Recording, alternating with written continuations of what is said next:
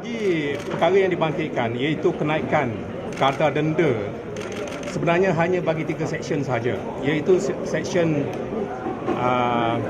26, seksyen 40 dan juga seksyen 79 Akta Pengangkutan Jalan.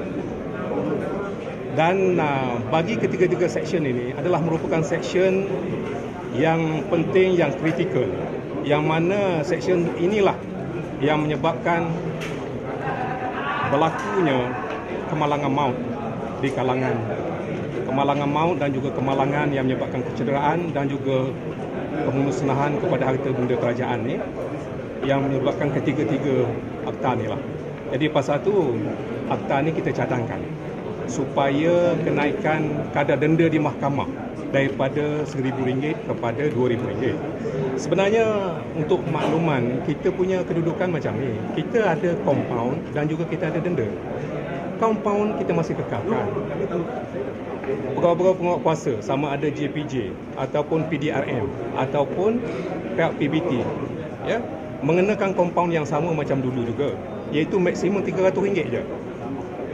Dan dalam akta baru ni kita juga, ya, dari kaedah pelaksanaan, kita ada juga konsep yang kita bagi membayar compound ni, kita konsep yang kita perkenalkan, the more you delay, the more you pay.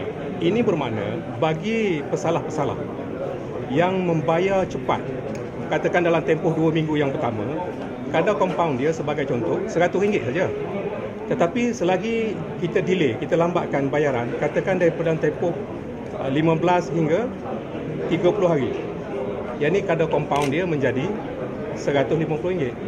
Dan lagi kita delay daripada 30 hari hingga 60 hari, kadar compound boleh menjadi maksimum RM300, ya, ataupun RM250, bergantung kepada kesalahan. Jadi apabila dalam tempoh compound yang dikenakan tu masih ada yang gagal untuk membayar compound, dan ada orang yang kena saman ni, dia lebih suka untuk menyelesaikan kes di mahkamah, dan mereka boleh pergi ke mahkamah untuk bawa kes ni. Dan di mahkamah, ya, kalau dulu katakan kadar kes yang serupa tadi, katakan sebagai contoh, ya, kesalahan di bawah pada ni tanpa lesen memandu, kadar denda lebih kurang macam saya beritahu tadi. Tetapi kalau lebih daripada 60 hari, dia kena pergi mahkamah. Dan mahkamah, kalau dulu maksimum mahkamah kenakan ialah RM1,000. Tapi dengan pindaan baru ni, yang isu yang perlu kita terangkan di sini, iaitu kalau dulu maksimum mahkamah boleh beri RM1,000, tetapi sekarang maksimum ialah RM2,000. Dan minimum yang mahkamah kena boleh beri ialah, kita cadangkan maksimum minimum RM300, supaya tidak kurang daripada kadar compound.